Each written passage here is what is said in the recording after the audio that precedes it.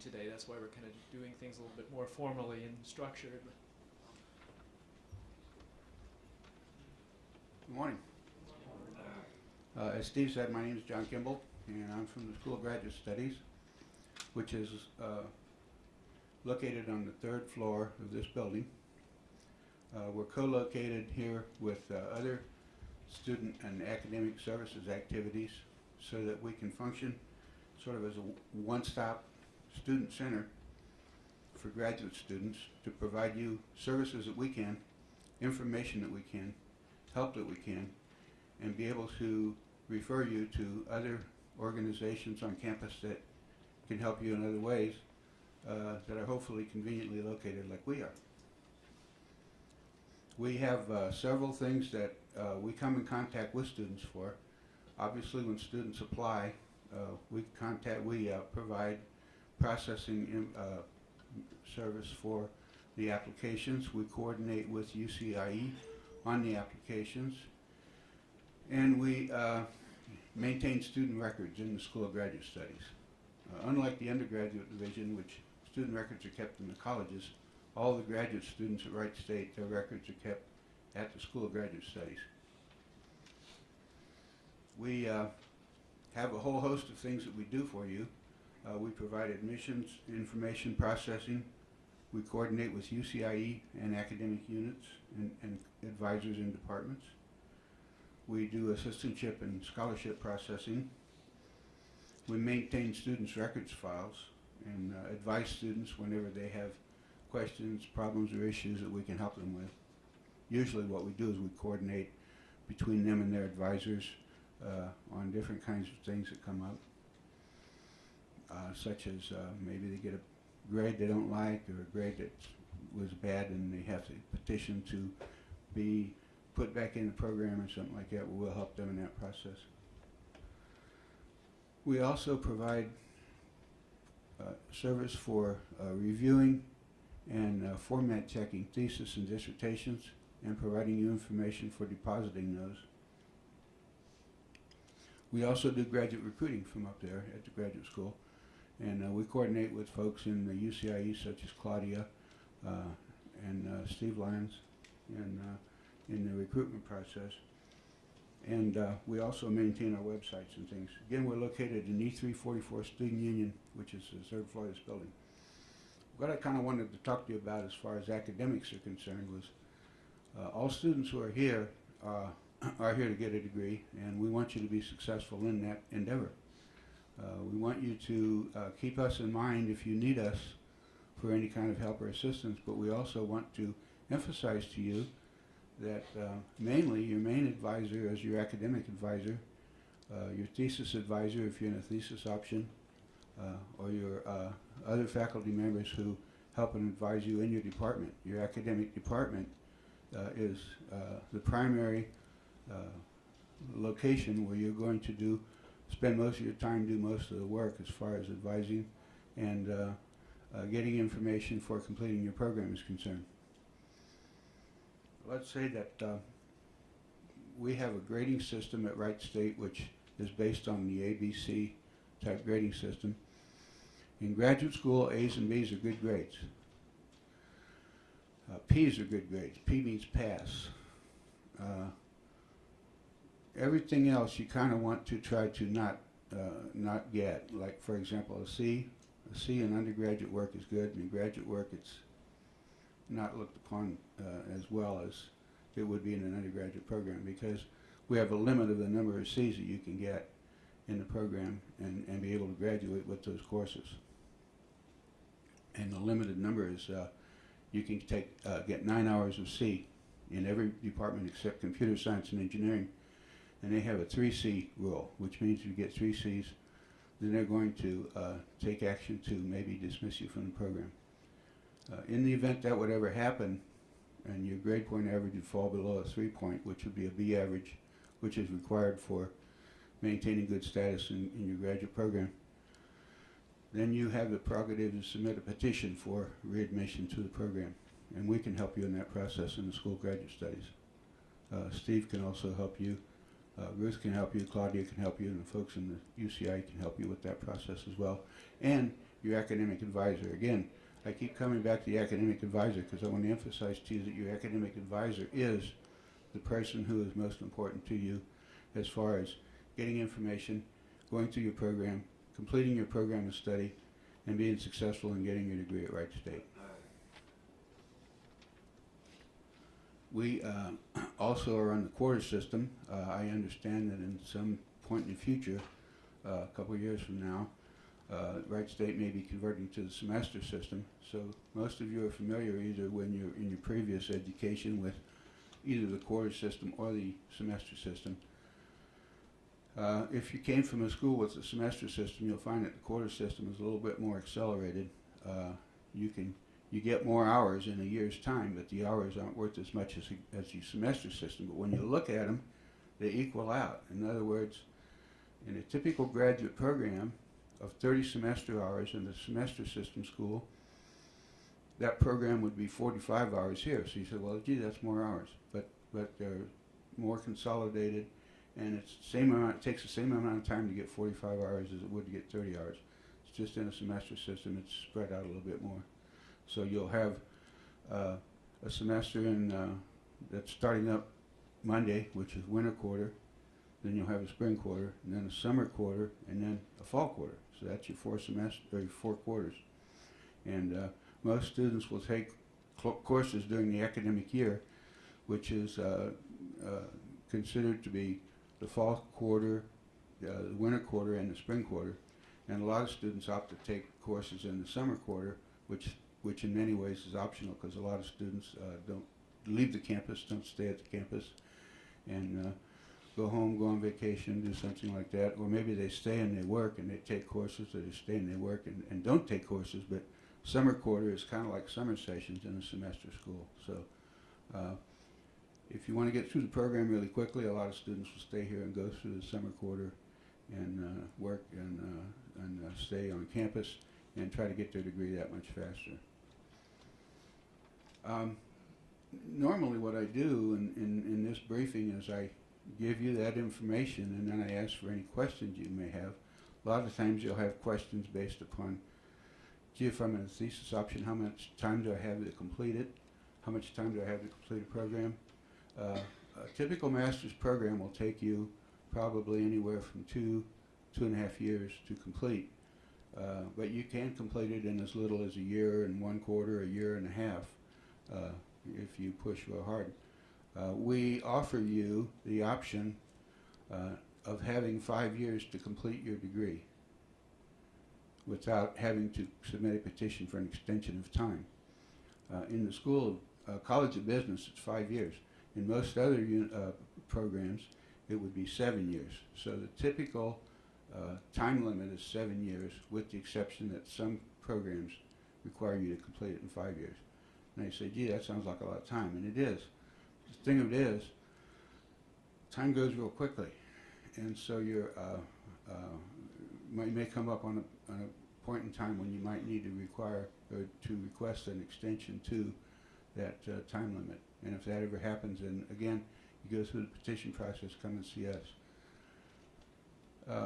When you complete your program, you have a program of study, which is a document which you sign, which your advisor signs, which your chair signs, and which is sent to the graduate school, and we monitor. And that's a completion of all the courses that you have to take to complete your program. That program of study is sort of a contract between you and the university. The university says if you complete all the courses that we list on this program of study, we'll give you the degree. If you do it successfully and get good grades and complete all degree requirements.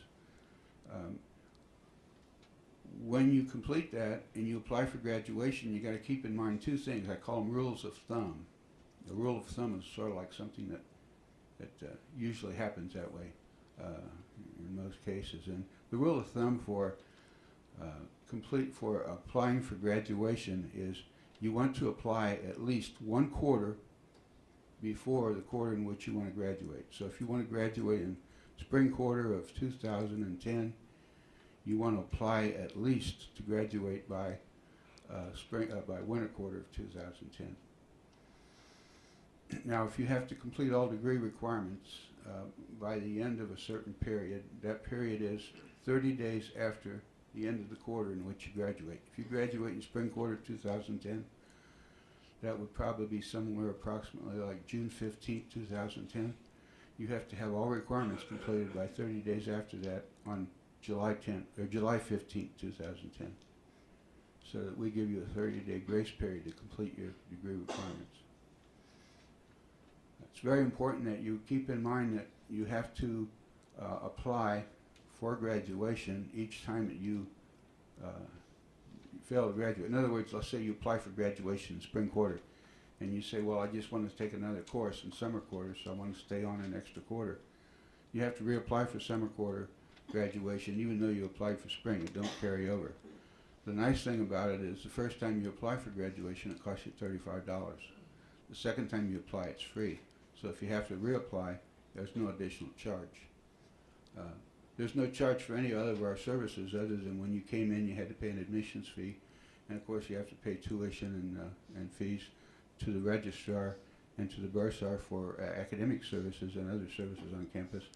But all of our services are offered free, including format checks to your thesis, dissertation, thesis workshop that we hold in the fall, all of our advising, all of our help to you with other persons in your program, such as your advisors, your academic officers in your college.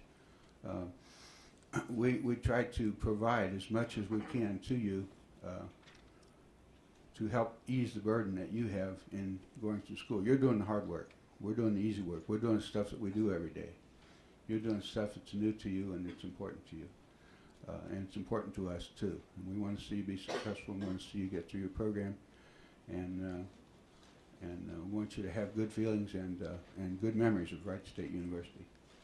So with that, I'll close and ask for any questions. And please ask questions if you have any, because a lot of times there's no such thing as a bad question. So I don't know if you've ever heard that, but that's true. And the more you go in life, the longer you go in life, the more you realize that's true. So does anyone have any questions right now? Yes, sir. Can I start? I'm curious, if I'm a student and I apply to graduate, Mm-hmm. and I have a program of study on file with my department and everything, and then I think, oh, I really want to take this extra class and then graduate the next quarter. Yes. If I fail to apply for the next quarter and graduate, and I think I can do that like the following quarter, or because I already applied to graduate, I can just take that extra class and graduate later. What's going to happen if I don't apply for the following quarter? Well, if you have to apply for the quarter because we have to get you on the docket so that you're on the books ready for graduation. We coordinate with the registrar's office on that. If you don't apply, you have to apply at some point. And if you're late in applying, we have a late application form that you can fill out, and that will usually get you give you enough time to be able to apply, even though you're late applying. But again, keep in mind, most of the time you'll know if you're not going to finish up.